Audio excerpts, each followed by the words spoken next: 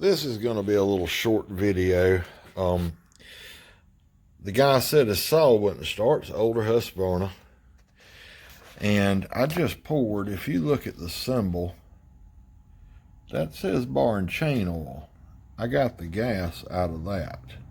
Now if you look here, there's the gas symbol. Let's see if I can hold the camera and do this. That's oil. He put the wrong stuff in the wrong tank. We all make mistakes. He's a good customer and I won't even charge him. We'll go clean it up and get him running. Thanks for tuning in.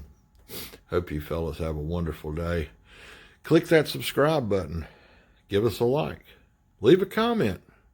I'm sure y'all have some stories out there of things you've seen doing the same thing.